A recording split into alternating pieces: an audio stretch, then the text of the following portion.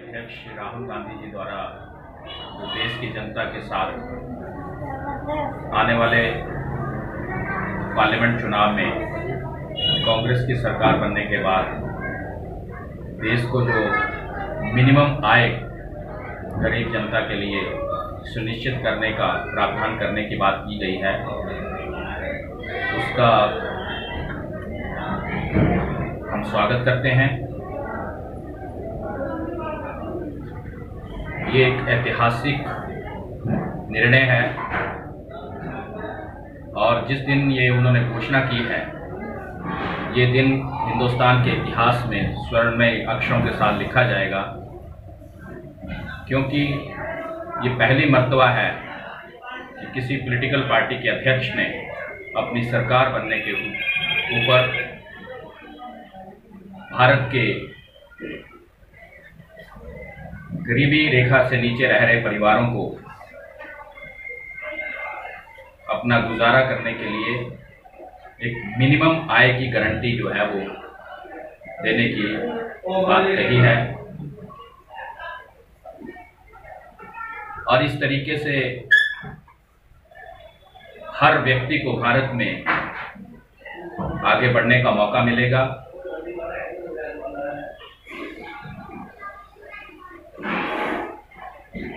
और राहुल जी ने जो ये बात कही है वो पूरा करके दिखाएंगे, क्योंकि इससे पहले मनरेगा की बात राहुल जी ने ही की थी और आज हिंदुस्तान में मनरेगा के जरिए बेरोजगार माताएं, बहनें और युवक सभी जो हैं वो अपने गांव में रोजगार प्राप्त कर रहे हैं और अपनी आजीविका चला रहे हैं। तो ये जो उन्होंने निर्णय लिया है कि भारत में कांग्रेस पार्टी की अब सरकार बनने जा रही है, सरकार बनते ही हम मिनिमम रोजगार की गारंटी जो है, रोजगार की गारंटी मनरेगा के तहत है और मिनिमम आय जो एक परिवार को अपना निर्वाह करने के लिए, अपना पालन पोषण करने के लिए जरूरी है, उसका प्रावधान जो है वो सरकारी तौर पर करके देंगे। इसका हम स्वागत करते हैं।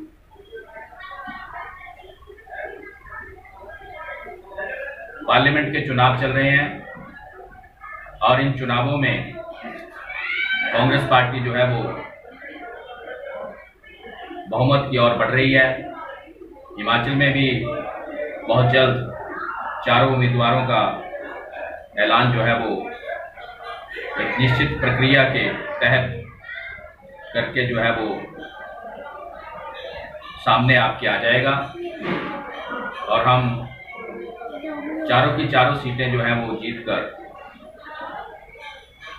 राहुल जी की झोली में डालेंगे,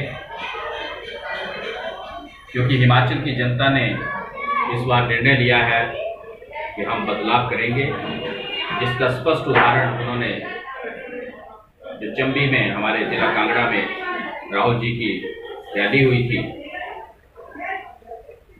उसमें स्पष्ट तौर पे देखने को मिला है। हाल ही में पंडित सुखराम जी ने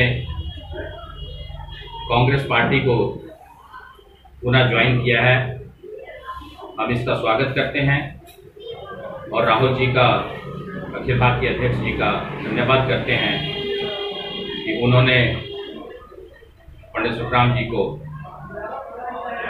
पुनः कांग्रेस पार्टी में शामिल किया है और इससे कांग्रेस पार्टी को मजबूती मिलेगी और हम मजबूत होकर चारों की चारों सीटें जो हैं वो कांग्रेस पार्टी झोली में डालेंगे, जीतेंगे।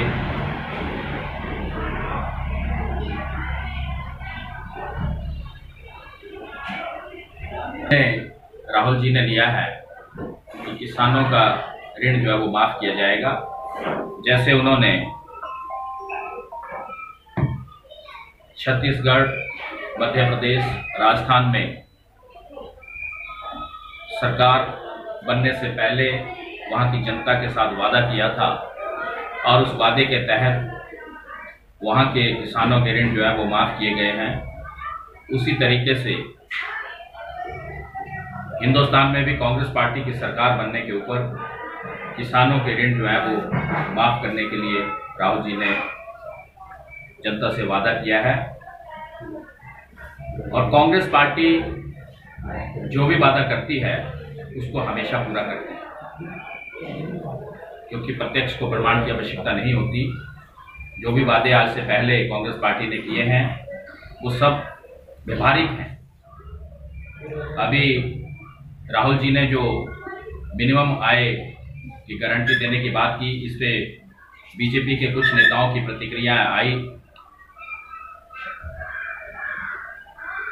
तो मैं इस पे कहना चाहूँगा कि जब बीजेपी के प्रधानमंत्री चंद इंडस्ट्रीज के कर्जे माफ़ कर सकते हैं, करोड़ों रुपए का अनुदान दे सकते हैं, तो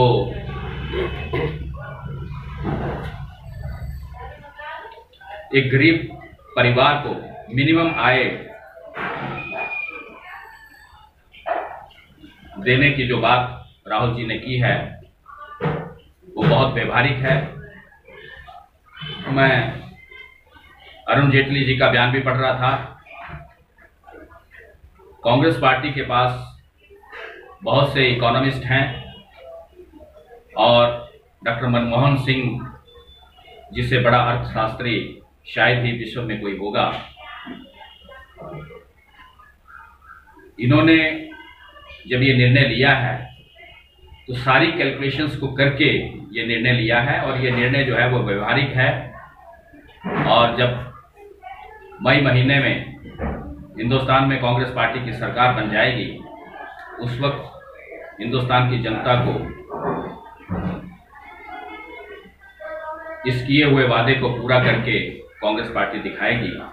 इसके लिए भी हम राहुल जी का धन्यवाद करना चाहते हैं कि जिन्होंने इसको कांग्रेस के मैनिफेस्टो में शामिल करने की बात की है और लोगों को जहां मनरेगा के तहत रोजगार दिया उन्होंने, वहां अब हिंदुस्तान में मिनिमम आय की गारंटी देने की बात भी की है। और ये बहुत ही व्यवहारिक बात है। इससे गरीब परिवारों का उत्थान होगा और हर एक परिवार को आगे बढ़ने का मौका मिलेगा।